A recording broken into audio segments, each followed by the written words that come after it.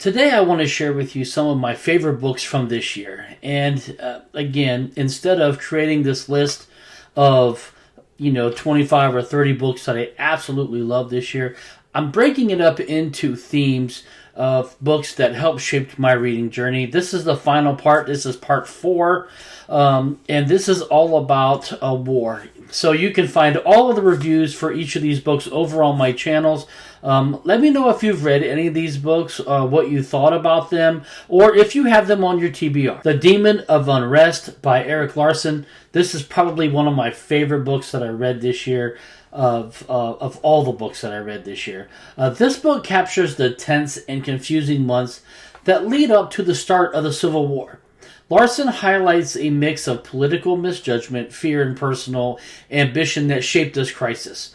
The narrative feels very fast and immersive, and yet he makes complex history very easy to follow.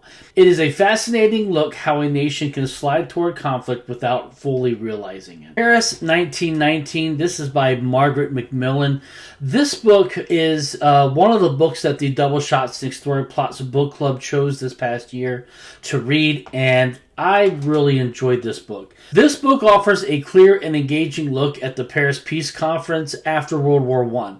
MacMillan explains the major personalities and decisions in a way that feels approachable even when the politics gets very complicated.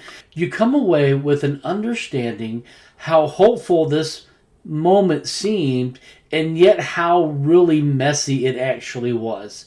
It's a great read if you enjoy history that feels alive and deeply human. The Splendid and the Vile by Erik Larson. I know it's another book by Erik Larson that's on this list. However, it's a certified banger. It's great. This book tells the story of Churchill's very first year as Prime Minister with very vivid detail and a strong sense of pacing.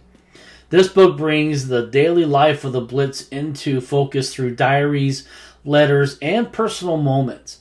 It feels both dramatic and surprisingly intimate. Even if you know the history, the storytelling keeps you hooked. Nuclear War by Annie Jacobsen. Huge fan of Jacobsen, and I'll read just about anything she puts out. In this book, Jacobsen lays out a detailed and chilling scenario of how nuclear conflict could unfold in real time. This book is written with a strong sense of urgency and feels almost like a thriller. She explains the systems and decisions behind nuclear strategy in a way that is very readable. It leaves you thinking seriously about the world we live in.